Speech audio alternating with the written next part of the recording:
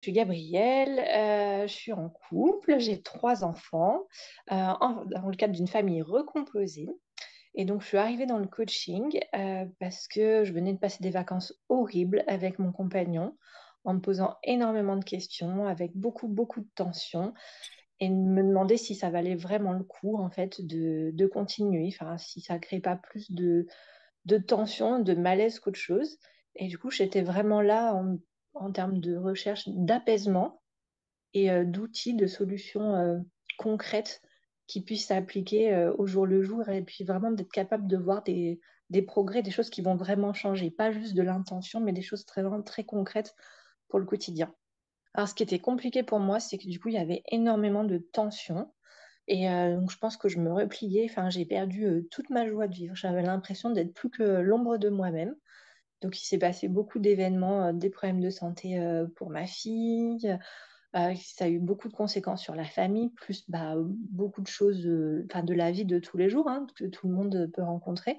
Et moi, j'ai perdu petit à petit vraiment confiance en moi, dans ma capacité à avoir des belles choses dans la vie. J'ai perdu bah, le goût de... En fait, juste le goût de la vie, juste l'envie de sourire, de partager, de m'ouvrir aux autres. Et j'ai commencé à me refermer Ouais, soit à me refermer, soit à répondre en mode de agression chaque fois qu'on me parlait ou que ça n'allait pas. Et du coup, je pense que ça a été le point de non-retour, en fait. Ça a été quoi pour toi peut-être déjà les premiers déclics ou les premières prises de conscience qui t'ont aidé dans ta transformation? Bah, déjà, quand on a commencé, c'était hyper rapide hein, parce que c'était au début du mois et 3 semaines après, je devais partir en week-end avec mon amoureux. Et donc, moi, je me demandais sincèrement si j'allais partir, comment ça allait se passer et si on allait revenir ensemble ou pas. Donc, c'était un méga challenge d'arriver à changer des choses en 3 semaines. Et ce qui m'a vraiment aidée, c'est le travail qui a été fait sur les activateurs de conflit. Et donc, je partais vraiment du sentiment que c'était uniquement sa faute et que j'étais une victime, alors que bah, pas du tout. Je me suis rendu compte que j'étais une professionnelle de l'activation de conflit, que je maîtrisais hyper bien ce domaine-là. Et non, mais c'était une vraie, vraie prise de conscience. Hein. Je me rappelle. Au tout début, après avoir vu tout ça, avoir analysé tout ça, j'avais vraiment hyper envie de pleurer en me disant que j'étais une personne horrible en fait. Donc ça a été franchement, ça a été vraiment difficile en termes de prise de conscience. Et je me rappelle que tu m'as dit, bah, en fait, c'est déjà une célébration en fait, de se rendre compte de ce qui va pas. Parce que quand on se rend compte qu'il y a des choses qui vont pas, on peut les changer. Donc ça, c'était vraiment le point de départ. Et puis voilà, je pense que j'avais quand même vraiment l'envie de sauver mon couple. Et puis, enfin, avant de sauver mon couple, en fait, de me retrouver moi, de me sentir bien, et du coup pouvoir sauver mon couple. Et en fait, ça découle sur toutes les sphères de notre vie, hein, que ce soit notre vie familiale, notre vie avec nos amis, notre vie professionnelle. Bah, quand on rayonne de partout. On n'est pas en mode robot à cloisonner. Donc, sincèrement, ça a été génial pour beaucoup de sphères, en fait. Et je pense que cette partie d'activateur de conflit, on le retrouve partout, en fait. Hein. Alors, bah, franchement, je suis pas partie avec une boule au ventre. Et du coup, je pense que mon état d'esprit pour partir, ça change quand même beaucoup de choses. Parce que j'appréhendais énormément. Je me suis dit, bon, en gros, ça passe ou ça casse. Et enfin, je ne vais pas dire si ça se passe mal, on revient séparés, mais je pense que au tout départ, dans ma tête, c'était ça. Et du coup, d'avoir pu travailler, ça a pu changer le mindset pour partir. Après, concrètement, bah, ça nous a redonné un peu je sais pas, un espace d'expression, de liberté, d'avoir du fun, d'avoir un peu d'insouciance, d'avoir, voilà, des trucs à partager, des sourires, en fait, c'est tout bête, hein, mais de rire ensemble, de découvrir des choses ensemble et tout, ça nous a fait vraiment, vraiment du bien de se retrouver. Donc, j'ai envie de dire, c'était un peu facile aussi dans le sens où bah, on était hors contexte, on était tous les deux, donc il n'y avait pas de contraintes, etc. Mais tu vois, plus tard, il y a eu un autre challenge, c'était des vacances avec les enfants en février, donc un mois plus tard. Et là, ça a été un vrai, vrai challenge parce que il y avait des enfants avec les particularités de nos familles, etc. Et là, j'avais fait un exercice sur la projection de mes vacances idéales. Et ça, Ça a été hyper challenging pour moi. Donc, de le faire pour soi, c'est bien. J'ai demandé à mon compagnon de le faire lui aussi, de rentrer dans des choses aussi un peu plus concrètes, hein. Donc, il y a eu plusieurs versions hein, quand même, et qu'on puisse échanger là-dessus. Et ce qui s'est passé, c'est qu'on a passé des super bonnes vacances. Et ça faisait des années, franchement, des années, que j'avais pas passé des vacances comme ça. Donc là, avant les vacances d'été, je vais le refaire. Même si je n'ai pas la même appréhension, mais je me dis, en fait, de reposer les choses et de se dire, bah voilà, et l'un et l'autre, mon objectif, c'est ça, et comment je vois les choses, etc. Et ben, en fait, ça a fait baisser une pression et je pense que ça enlève beaucoup de frustration, en fait, pour la suite. Ça semble tellement évident quand on le dit comme ça, mais par rapport à ce qu'on vit au départ, il y a un vrai gap, en fait. Comment je communique? Bah, mieux, j'espère. Sincèrement, non, je pense que j'essaie de faire les demandes, en fait, des demandes bienveillantes. Et avant, c'était pas forcément des demandes. C'était plutôt des exigences ou voilà, je pense que je mesurais pas l'impact. Donc déjà, changer la façon dont on communique, faire les demandes. Et puis surtout, je pense qu'il y a eu un vrai travail sur moi avant d'aller vers les autres, savoir bah, quelles sont mes émotions, pourquoi je réagis comme ça, qu'est-ce qui fait que je me raconte une histoire et comment j'ai désamorcé ce processus. Et en fait, en faisant retomber tout ça, et ben, on voit les choses différentes. Après, s'il y a quand même une révélation qui pour moi était hyper importante, c'est de dire que je suis responsable de mes émotions et je suis responsable de mon bonheur et que l'autre est responsable de ses émotions. Qu'on a chacun un truc et c'est pas, on est très souvent en attente de la réaction de l'autre. Alors qu'en fait, peut-être que c'est juste le moment où il n'est pas dedans, etc. Et on n'est pas dans sa tête. Donc c'est vraiment de casser ce schéma. Ça, je me le suis écrit sur un cahier. Je l'ai relu plusieurs fois. J'ai fait des dessins aussi, parce que moi, je suis plutôt dans le visuel. Et du coup, ça m'a vraiment aidé de me dire, bah, voilà, chacun. Et finalement, c'est très confortable de se dire que chacun a sa zone de responsabilité. Parce que tu vas jamais pouvoir contrôler les autres. Donc là, je trouve que c'est rassurant. Et quand on en prend conscience, eh ben, on se met beaucoup moins de pression. Alors, il y a une phrase que j'ai retenue et que j'écris partout. C'est la personne la plus importante de ma vie, c'est moi. Et avant, j'aurais répondu, ce sont mes enfants, c'est mon chéri, etc. Et moi, j'arrivais tout en bas de la liste. Et en fait, bah, pas du tout. Donc là, bah, qu'est-ce que j'ai changé? Bah, c'était un gros, gros boulot hein, quand même sur la confiance en soi. Et du coup, c'était vraiment défaire les relations aux autres, le côté victime, bourreau, sauveur, etc. Donc, il y a eu un vrai travail là-dessus, mais plus un travail aussi pour alléger, on va dire, en termes de charge mentale. Et ce qui m'a permis de récupérer aussi, hein, parce que j'étais hyper fatiguée au tout début hyper fatiguée, épuisée, je dormais mal, je prenais parfois des médicaments pour dormir. Maintenant, c'est terminé en fait, hein, je ne prends plus rien depuis longtemps. Alors, j'en prenais pas non plus énormément, mais je suis hyper fière d'avoir pu arrêter tout ça aussi. Donc, ça a été bah, par le rituel de la déesse, par le fait de prendre du temps pour moi et de me dire, bah, ok, je vais m'accorder un temps pour moi et c'est pas la fin du monde en fait. Ça va me faire du bien et après, je serai plus disponible pour les autres. Donc, ça a vraiment changé et surtout la relation par rapport à mes enfants. Parce que maintenant, voilà, je leur dis, bon, bah voilà, il y a eu des temps pour vous, on a fait des trucs ensemble. Maintenant, moi, je vais prendre un temps pour moi. Et pour eux, c'est OK, en fait. Alors qu'à la base, je me serais dit, ah, mais non, voilà, je les ai qu'une semaine sur deux, je dois être 100% dispo, etc., etc. Et finalement, il vaut mieux être moins là, mais en étant vraiment présente, que être là tout le temps et absorbée par ses pensées, etc. Et du coup, pas être bien, quoi. Et donc, ça a créé vraiment un climat de confiance et de joie de vivre, en fait. Ça a apporté vraiment de la légèreté dans le quotidien. Donc, c'est l'exemple avec mes enfants, après avec mon conjoint aussi. Mais on a envie de dire, c'est plus normal dans le sens, c'est un adulte en face. Donc, on s'attend quand même plus à une réaction d'adulte qu'à une réaction d'enfant. Mais l'effet est le même finalement d'avoir des temps pour soi, d'avoir des trucs qui nous font plaisir, qui nous permettent de décompresser, ben, on a quand même bien plus le smile derrière. Et on renvoie des choses et des énergies beaucoup plus positives. La Gabrielle du début, je la décrirais comme victime et sujette aux aléas. Sujette aux aléas de la vie. Voilà. Pourtant, je pense que je suis vraiment avant et maintenant, je pense que je suis quelqu'un d'optimiste, mais j'ai vraiment perdu mon goût de vivre. Et aujourd'hui, ben, en fait, le premier truc que j'ai envie de te dire, c'est que je suis vivante. Je suis vivante, je suis heureuse.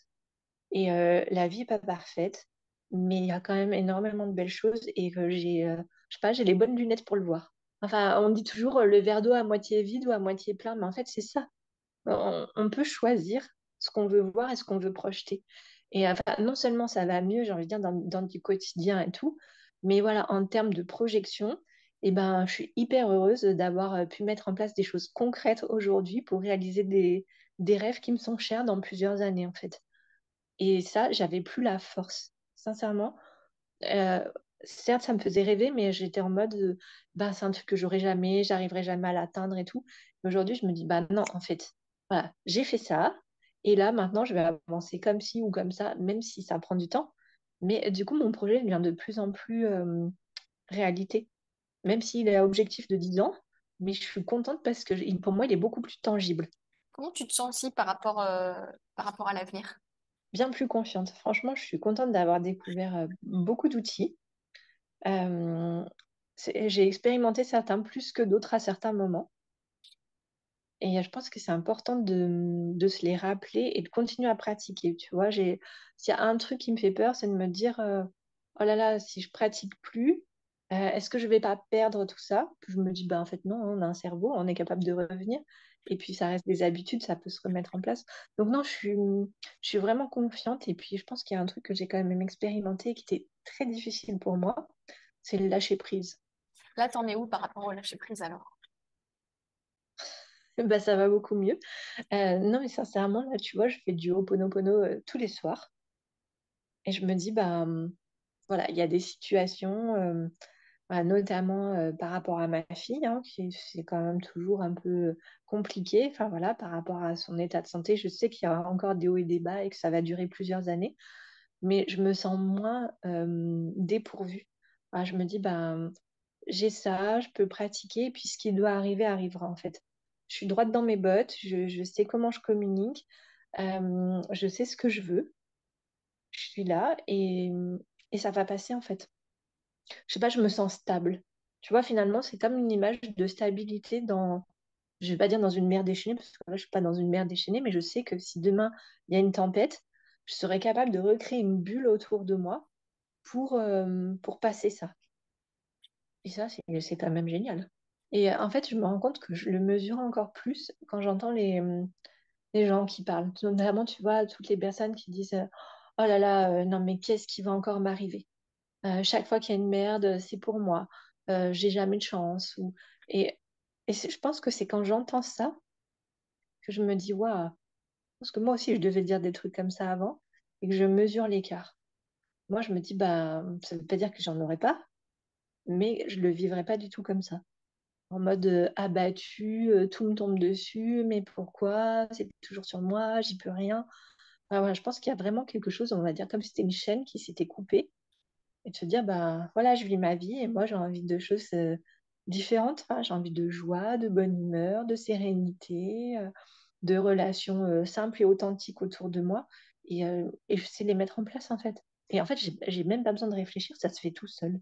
Qu'est-ce que tu dirais à certaines femmes qui pourraient, par exemple, se retrouver dans ce que tu dis, euh, qui se sentent perdues, qui peut-être vivent des difficultés et qui se posent la question de rejoindre la Reliance? Bah, je leur dirais que déjà, elles sont pas seules.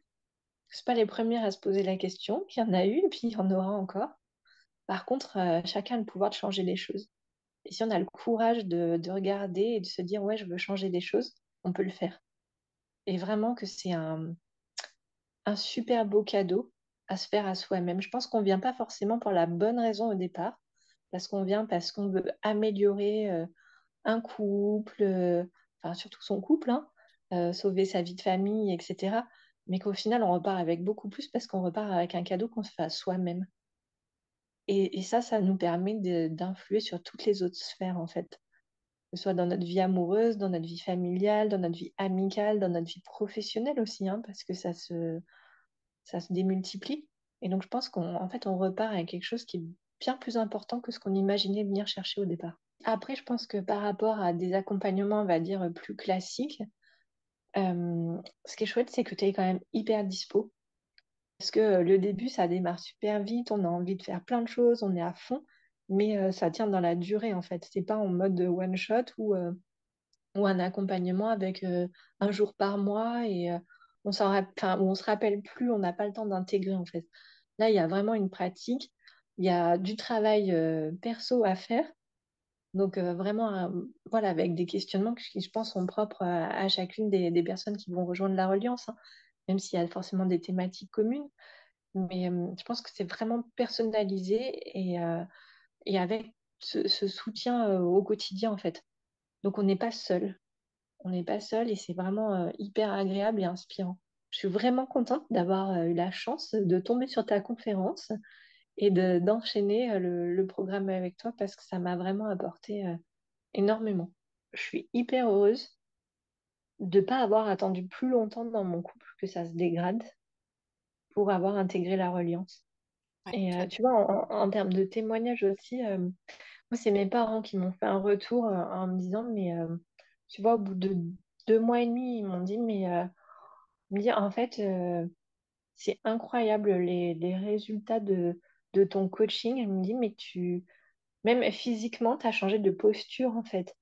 Tu as changé de posture, tu as changé. Et mes parents m'ont dit, mais en fait, on voulait dire, ça nous fait vraiment plaisir parce que tu dégages du bonheur. Et je me suis dit, waouh, tu vois.